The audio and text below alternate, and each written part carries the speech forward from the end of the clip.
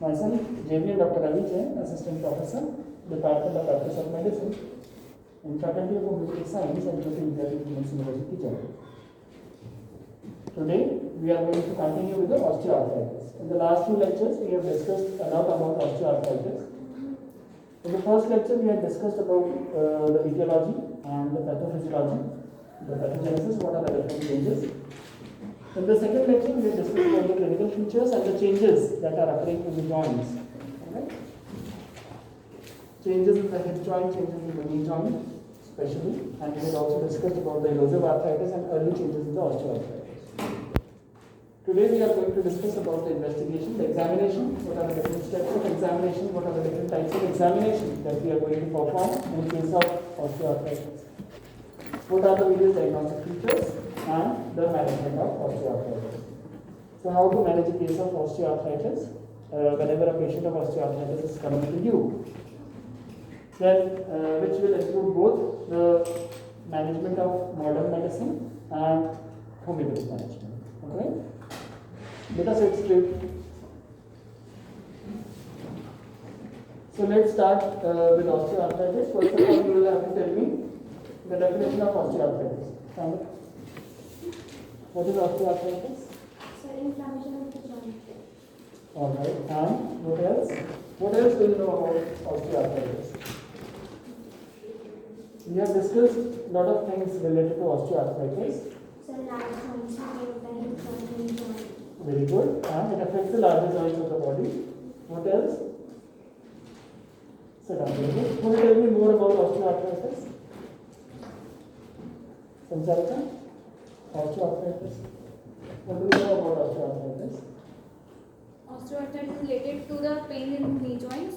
It affects the larger joints like its hip joints and knee joint, as well as it also affects the small joints. Very good. Very good. Sit down. Who else will tell me about this? Osteoarthritis. What are the etiological factors? What are the predisposing factors? The prevalences? Who will tell me about it? From this side? Anyone? What is the prevalence of osteoarthritis? It is more common in? After 60 years. After 60 years of age, in the older people. Males or females? Females are more affected with osteoarthritis. What are the predisposing factors? One by one, anyone? Constitutional and mechanical factors. What are the causes of mechanical factors?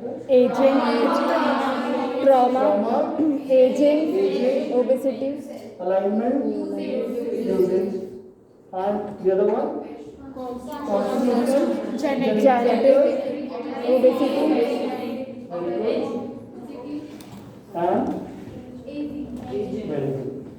What is the pathology? What are the changes that you can see in case of osteoarthritis? What are the different type of changes? Symptoms are present. Number one,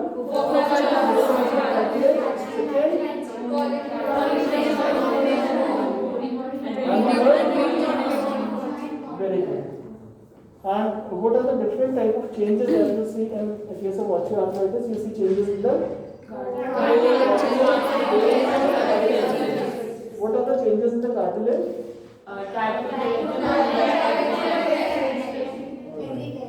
Changes in the bone? Formation of osteophytes and the other changes? Other changes simultaneously that will cause restricted movements of the joints. Alright, so these were the few changes. Next we come to the clinical features. What are the clinical features of osteoarthritis? pain in joints, swelling, redness, And stiffness, deformity, early morning stiffness. The pain is worse at night, worse. at night, The pain is worse by movement. Alright, the first movement, the pain is worse, ascending and descending stairs. And what else? The pain is more common in the weight bearing joints. And what else? pain in lining side, The pain is better by rest and is worse by motion. It is worse by first motion, better after some time after motion. The time modality that is worse after motion. The pain and stiffness remains for how much time after first motion? Less than 30 minutes. And in case of rheumatoid arthritis, the pain will be greater than 1 hour. Alright. Now, what are the changes that you see in hip joint? First of all, let's talk about the knee joint. Alright. What are the changes in the knee joint? We have also discussed about the generalized osteoarthritis. Non-generalized osteoarthritis, in which we have seen the nodes. Two types of nodes we have discussed. What were the name of those nodes? The DIP, the distal interphalangeal joints. Which nodes we have seen?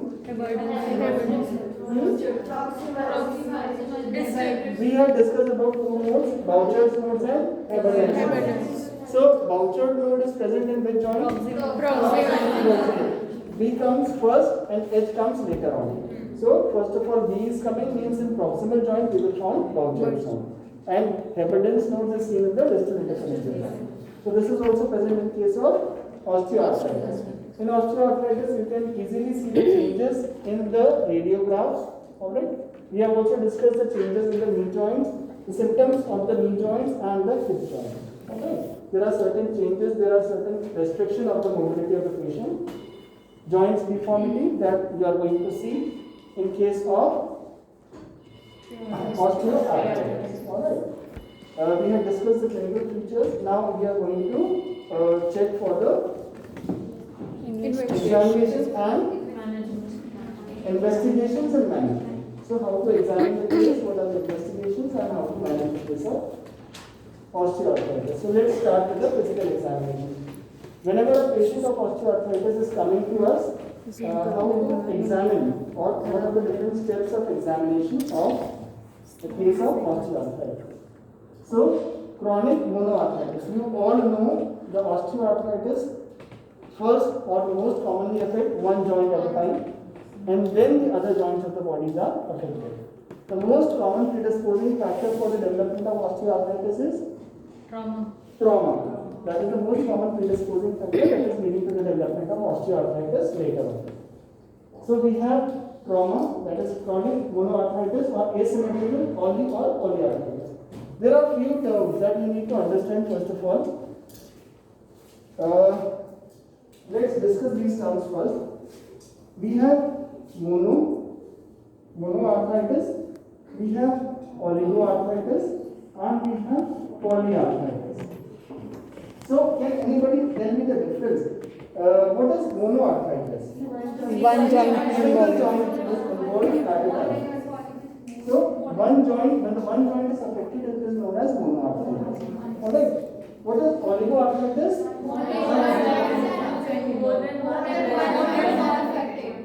More than one. So, what is the difference between oligo and poly? So large number of. In oligoarthritis, we have 2 to 4 joints affection, and greater than 4 joints affection comes under polyarthritis. Alright. So, this is the basic difference whenever we are talking about monoarthritis, oligoarthritis, and polyarthritis. In monoarthritis, we have one joint involvement, 2 to 4 oligo and poly. Again, we have one more term that I have already discussed with you. We have arthralgia and we have arthritis. What is the difference between these two terms? Arthralgia and arthritis. First of all, in arthralgia, what happens in arthralgia? Pains are there, but inflammation is not present. But in case of arthritis, pain and inflammation both are present. Alright, so this you have to understand before moving forward. So, you want to say something with that? In case of osteoarthritis, there is involvement of chronic monoarthritis, single joint involvement, or asymmetrical, because this is known as asymmetric disease. In osteoarthritis, asymmetrical joints are first involved, and later on the other joints are involved.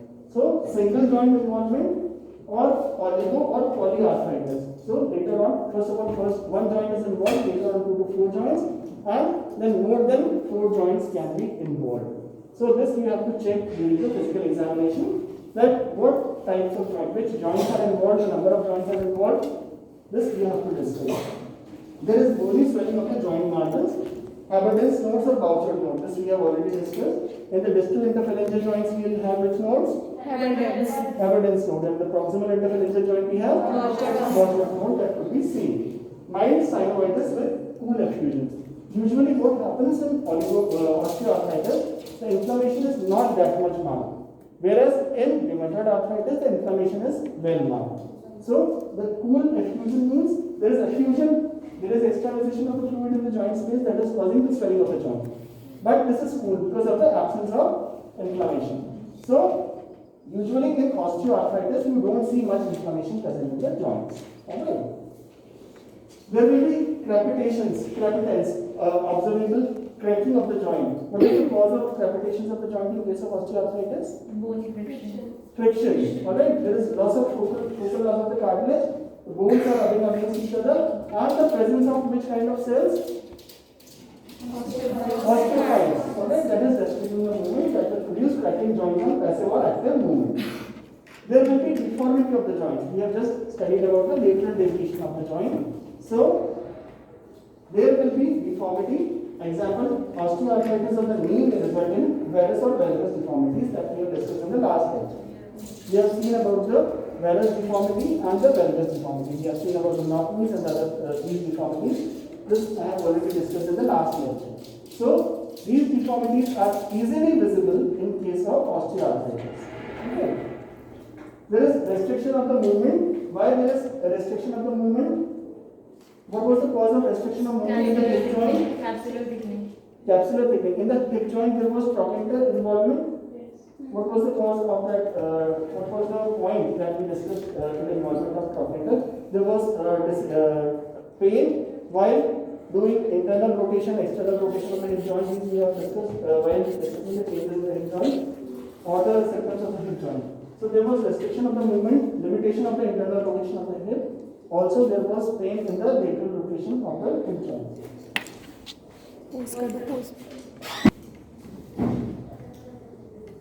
So there was pain and discomfort in the movement of the joints. Now, what are the various investigations that are needed to be done in case of osteoarthritis? What are the different lab investigations that could be done for diagnosis of osteoarthritis? No blood tests are routinely indicated. Because this is basically a clinical finding. Whenever a patient is coming to you, you can easily see the patient and you can easily diagnose the patient with osteoarthritis just based on the history of patient, just by looking at the radiological findings. I have already told you, and we have studied that 80% of the cases of osteoarthritis can be seen through the radiological examination. If you are seeing the X-rays, then the diagnosis can easily be done just by looking at the X-rays. What are the features that will be present in X-rays? Reduced joint space, loss of cartilage, and bony joint deformity, and there will be presence of one typical feature, that is osteophytes. So you can see the osteophytes are the bony growths in radiographs of the osteoarthritis. So, no blood test is routinely indicated for the workshop of patient with osteoarthritis unless and signs suggest inflammatory arthritis. So, because osteoarthritis is a non-inflammatory disease, inflammation is not that much present, hence the blood test, the other values like ESR, EC, reactive proteins, the cells of the values which represents inflammation are usually normal. So, blood test is not routinely indicated in case of osteoarthritis, and even if you conduct the blood test, the values will come normal. Until and unless it is inflammatory arthritis. Alright. The examination of the synovial fluid is often more helpful diagnostically than an X-ray. So, you have to check for the synovial fluid examination for the presence of what? What you will find in the synovial fluid? The inflammatory cells will come. This is your homework. Just go and check what are the synovial other changes. We have discussed other changes. So just go through your book and check for the other changes and what are the different other changes that you are going to see in case of synovial fluid. This you will have to tell me more. The joint fluid is straw colored. The answer always comes in the next line whenever I ask it. The joint fluid is straw colored with good viscosity. Fluid of WBCs is less than 1000 per microliter of the value in ruling out crystal induced arthritis. So there is a tendency for deposition of CPPD crystals, this we have discussed in case of osteoarthritis. So in the absence of to rule out this crystal induced arthritis, the WBC count will be less, and if the CPPD crystals are there, then the inflammatory cells will be present, WBCs will be present. Inflammatory arthritis or infection.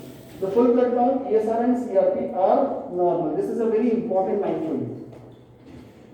The inflammatory, this is a non-inflammatory disease. Basically, osteoarthritis is a non-inflammatory disease. So, whenever you said that inflammation of the joints, inflammation is not there. Pain is there.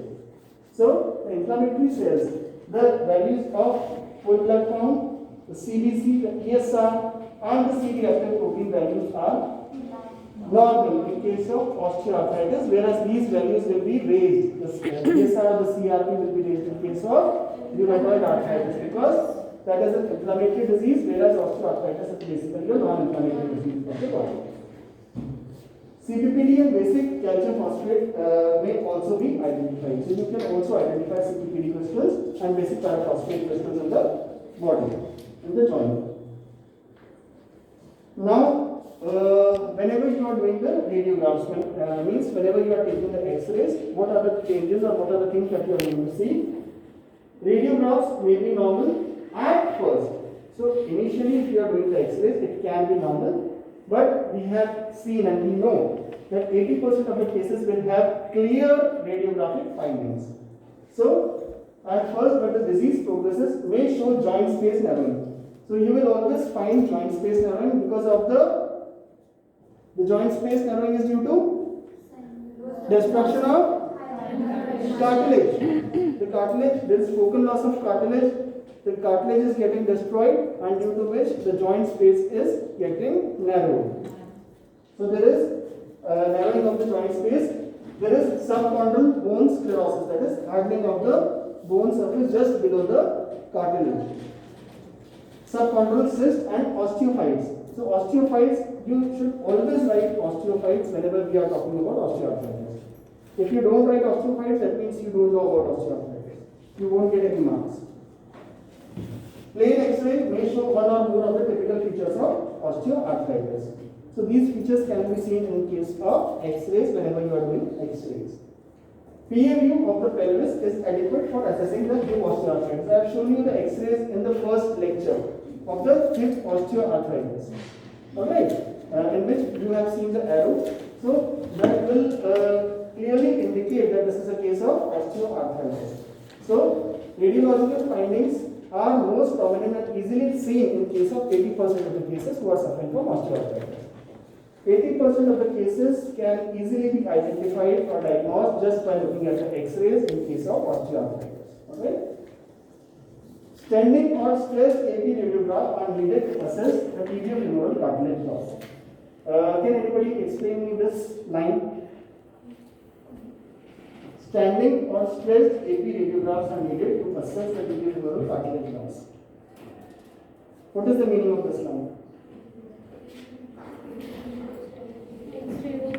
Standing position में anterior posterior. We are taking the X-ray standing. Sir standing position में anterior posterior X-ray लेके उसके अंदर हम assess करेंगे कि tibio. How to take? What is the meaning of stressed AP radiograph? Sir anterior posterior. No, anterior. If you are taking anterior posterior view, you are correct. But what is the meaning of stressed X-ray? Standing. The changes are in osteoarthritis is seen in case of maximum weight bearing joint. So what you are doing in stressed X-ray, you are applying force. You are applying force. You are asking the patient to apply force from your femur. Alright. Femur to the tibiofibular joint. Alright, so through your femur you are stressing, you are asking the patient to apply pressure on that joint so that you can clearly see that which part is getting compressed. This is the meaning of stress. You are asking the patient to apply pressure. You are asking the patient to be in a stressful condition, stressful position, so that you can clearly find, sit down, you can clearly find the stressful, like you are asking the patient to stand like this and then applying pressure, force through your femur. You have to ask the patient to apply force, zor lagao. You should say zor lagao. This is not a relaxed position X-ray. This is a stressful X-ray when the patient is applying force through the femoral bone to the tibial fibula bone. And that will show the cartilage loss in the particular joint and the location, position at which the loss is there. Now flex skyline view. This is the best view. Alright? You are asking the patient to flex the joint, like flexion, and skyline view is the best for assessing patellofemoral narrowing. This will again show the narrowing of the joint space of the patella and the femur. Although MRI may reveal the extent of pathology. By doing the MRI, you can see the extent of the pathology, the extent of the involvement of the joint, extent of the destruction of the joint, but it is not indicated as a part of diagnostic work. So, MRI can easily tell you, and it can tell you in a great extent that what is the damage that is done to the joint, but MRI is not routinely done for the workup because we can easily see the changes by doing just the X-rays or the radiograph. Radioisotope bone scan performed for other reasons often show an incidental finding. So, if the case is there and you are not able to diagnose the particular disease condition, and there is bone resorption, bony disease, then in such cases, radioisotope bone scans can be performed, and for other reasons, when you are not sure about the disease condition, that from which disease the patient is suffering, in such cases you can go for radioisotope bone scans, and it may show incidental findings. Alright. X-rays, this is the X-ray of the joint. This is showing narrowness, and this is what? Note the narrowing of the space on the medial side of the joint. White arrow, this, and the sclerosis of the joint in the medial compartment. Providing evidence of cortical thickening, black arrow. So there is subchondral sclerosis. I mean, this is cartilage. Below the cartilage, there is sclerosis or thickening. This is the point at which maximum pressure is being applied. Okay. This is the weight bearing point. There is narrowing of this side. So there is focal loss of cartilage on this side, and due to which there is hardening or the thickening of the bony structure. This is known as subchondral sclerosis. Alright. In the bone medial compartment, providing evidence for cortical thickening, black arrow, and osteophyte in the medial femur, white edge. So this is can you see this? These are the pointed edges. These are the osteophyte formation. Osteophytes means bony regrowth. You can see the pointed areas at which the bony growth is taking place. That is known as the osteophyte formation. Now, how to do the diagnosis? Is the examination clear? How to do the examination? Can you tell me again what are the things that can be done for the examination? What can we do? We can go for X-rays. What else can we do? MRI can be done, but it is not routinely done. We can do the synovial fluid examination for the presence of any kind of crystals. Now we come to the diagnosis part. How to diagnose, how to establish the diagnosis in the case of osteoarthritis. So diagnosis is usually performed by the pattern of joint involvement. First of all, how many joints will be involved in osteoarthritis? One single joint. And what will be the most common predisposing factor? Trauma is, yes, but most common predisposing factor is trauma. Although genetic factors are also important, but in most of the cases you will find trauma as a predisposing factor. You will have to check for the pattern of joint involvement. First of all, single joint will be involved, then the other joints of the body will be involved. Monoarthritis, oligoarthritis, and polyarthritis. What will be the values of full blood count, ESR and C-reactive protein in case of osteoarthritis? Because this is a non-inflammatory disease, therefore these values will remain normal. Alright. You will also check for the radiographic features. What are the most common radiographic features that you are going to observe? Reduction in the joint space, focal loss of cartilage, presence of osteoarthritis, subchondral sclerosis. These are the most common thing. Normal lab test, the lab values will be normal, and synovial fluid findings that you are going to observe. So by these 3 or 4 points, we can diagnose the case. Diagnosis is usually done by clinical examination, the history. The patient, whenever the patient is coming to you, whatever history that particular patient is giving to you, through that particular history, you can easily come to the diagnosis of osteoarthritis. Other tests includes radiographic features, pattern of joint involvement, normal lab test, and the synovial fluid examination. So this will help you to understand osteoarthritis and to make the diagnosis of osteoarthritis complete. Now, what are the differential diagnoses? What do you understand by differential diagnosis? What is the meaning of differential diagnosis? Amita? Stand up and speak.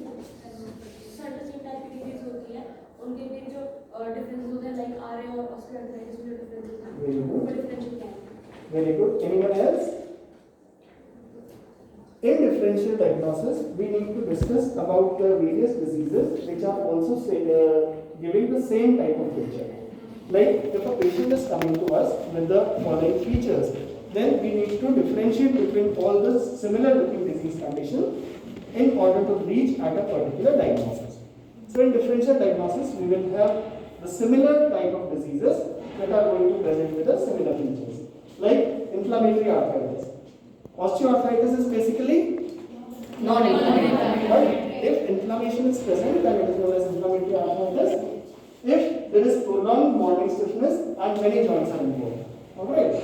So the stiffness in case of osteoarthritis is of how much duration? Less than 30 minutes. But if the duration is prolonged, then you can think of inflammatory arthritis. Like we are going to study in the rheumatoid arthritis in the next stage. Bursitis. Bursitis is the inflammation of blood cells. That is commonly seen around the knees and hip joint. Anserine bursitis, medial and distal to the knee, is an extremely common cause of chronic knee pain that may respond to the glucocorticoid injections. Usually you must have seen that many times people go for to the like RMGs and other kind of non-physicians who are usually giving injections, glucocorticoid injections to the patients for their knee pain. They are usually, if the patient is relieved, then that particular patient is having bursitis, and that is relieved by giving glucocorticoid injections. Alright. The pain isolated to an area related to the hip joint usually reflects the presence of trochanteric bursitis. If the pain is lateral, then it will represent trochanteric bursitis. The synovial fluid WBC count is greater than 1000 per microliter. In osteoarthritis, the WBC count was less than 1000 per microliter of the blood. But if it is more than 1000 per microliter of blood, it is inflammatory. Alright. Inflammatory arthritis, a gout or pseudogout is likely, which is due to the deposition of CPCT crystals. Now, what is the treatment? So, what can be the treatment according to you for osteoarthritis? What can be the treatment plan? Whenever a patient is coming to you for osteoarthritis, what are the various things that you can suggest to him? Exercise, regular exercise, physiotherapy, and to reduce weight in case of obese patient, and lifestyle management, and sitting posture or standing posture. You can give the patient the standing aids like stick, so that if one joint is affected, then it should not produce more effect on the other joint. What else? You can go for pharmacological therapies, different types of medicines. You can prescribe, or you can ask for the modern medicine, or you can also give the homeopathic medicine to the patient. So let's discuss about the treatment of osteoarthritis, the management.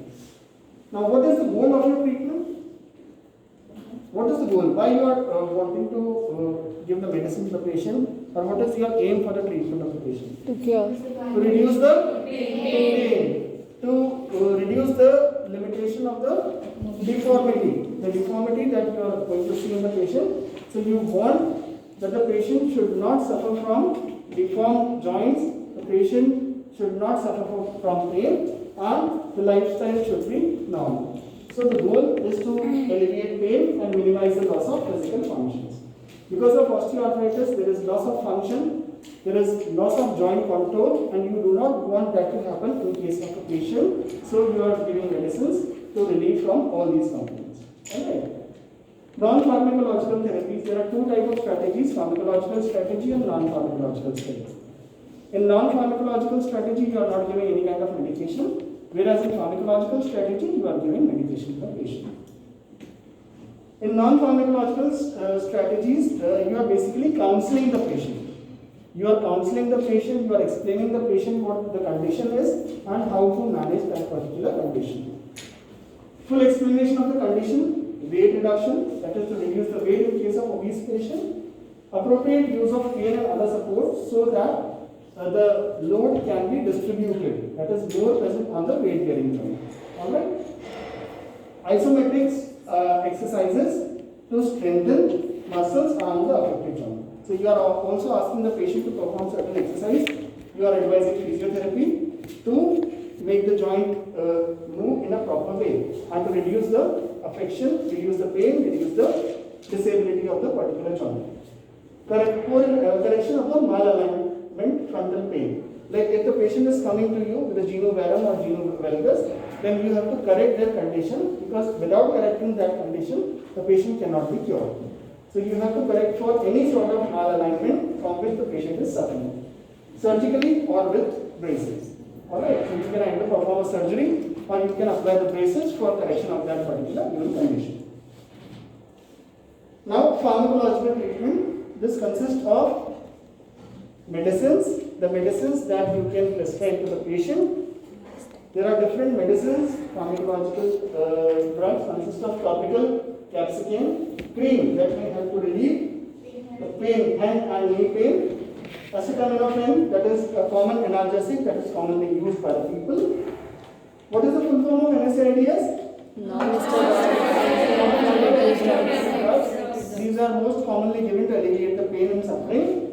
COX-2 inhibitors are given. You can also give opioid analgesics. Opioid analgesics have the symptoms inadequately controlled. This can be given in those people in whom the symptoms are inadequately controlled, or those who cannot undergo surgery. In those people who cannot undergo surgery, you can also give intra-articular glucocorticoids. That was seen in case of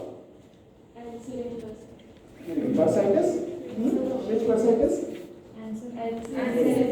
The symptomatic relief was there, but it is short-lived. Means that the patient has to undergo treatment, and these injections could not relieve them permanently. And intra-articular hyaluron. We have studied the hyaluronic acid that provides a cushioning. Alright. So, for the cartilage damage, you can use intra-articular hyaluron to strengthen the cartilage to prevent further damage.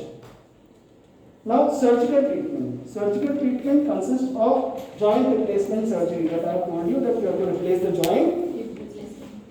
In patients with pain, stiffness and reduced function. In those patients where there is pain, stiffness and reduced function impact significantly on the quality of the life. If these symptoms are significantly affecting the quality of life of a person, then we have to go for the surgical intervention. Alright? And are refractory to non-surgical code. First of all, we give medicine to the patient, pharmacological treatment, and even after very good pharmacological intervention, if the patient is not getting cured and the quality of life is affected, the patient is not able to do the day-to-day activity, then in such cases we have to go for the surgery. And adjunctive treatment, if these are not successful, we have to go for the surgery. Knee joint, in the knee joint we have to go for arthroscopic debridement and lavage. Alright. Then we have arthroscopic meniscectomy, in which the meniscus is removed for acute meniscal tears. High tibial osteotomy. You just have to remember the names. Just remember the name of few of these surgical procedures. You don't have to remember all of them. Alright? What is the indication of surgical treatment? When the pharmacological treatment or the adjunct therapy is not sufficient and it is still affecting the quality of the life of the individual and the patient is not able to do their work properly. In such cases, we have to go for surgical intervention. Alright? High tibial osteotomy and total knee or hip arthroplasty, that is usually indicated. You can go for hip or knee replacement. Alright? Now, homeopathic management, although homeopathy is, in homeopathy we are prescribing medicines on the constitutional basis from the totality of symptoms, anti-miasmatic medicines, but some of the medicines are there which can be prescribed on the basis of therapeutics. Alright, so I am going to discuss few important medicines for osteoarthritis. We have arnica. This is the first aid medicine for injury. Any sort of injury with what kind of feeling? So is feeling as if beaten. Alright, soreness after overexertion, pain, limbs and joints are beaten. In bryonia, pain was by slightest motion, better by absolute rest. Alright, and pressure. Causticum to chronic rheumatic or arthritic pains, paralytic affections with tearing, drawing type of pains with deformities. In causticum you will find deformities of the joints. Alright? Progressive loss of muscular strength. Causticum is a very good medicine for the loss of muscular strength whenever it is required. Colchicum, it affects synovial membranes of the joints. The joints are stiff, feverish. There is shifting type of rheumatism. Alright, the rheumatism shifts from one joint to another. Pain is worse at night. The knees strikes together, especially in case of knock knees. Alright, and they can hardly walk. Next we have Wiedemann. In Wiedemann, the rheumatism goes from ascending type of rheumatism, and for descending we have Calmian latifolia. Alright. In MACA, there is tearing in the shoulders as if dislocated. The right shoulder is painful and the patient is unable to raise the right shoulder. MACFOS is for neuralgic pain that is better by warmth. Nux vomica, we have crackling in the knee joints during the motion. The patient drags his feet when walking. So the patient is unable to raise the leg and the patient drags the legs while walking in case of nux vomica. The sensation of sudden loss of power of the arms and legs in the morning. Pulsatilla has hip joints that is painful. Knees are swollen with a tearing, drawing pains.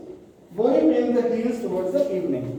In pulsatilla we have shifting rheumatism. All the complaints are changing in pulsatilla. In Rostov, the pain and stiffness of the joint is present. The pain is tearing in tendon, ligament or fascia. Pain is worse in the wet rainy weather. So Rostov's pain is worse in the wet rainy weather and after rains at night during rest and better by continuous motion. Next we have rhododendron. In rhododendron we have tearing pain in all the joints, especially on the right side, worse at rest and in the stormy weather. Rhododendron is for stormy weather. Alright? Stiffness in the neck, we have pain in the shoulders, arms, wrist and worse at wrist. Then we have sulfur. Sulfur has the stiffness of the knee joints and ankles. The patient cannot walk erect. The patient walks stoop shoulders and rheumatic pain in the left shoulder. So this was all about osteoarthritis. In the next lecture we are going to discuss about rheumatoid arthritis. So this session was powered by digital version 2.0, Jayoti Vidyapeeth University. I hope you are satisfied with my digital session. If you have any problem, write in the comment box and I will try to resolve it. So this was all for today. Thank you very much.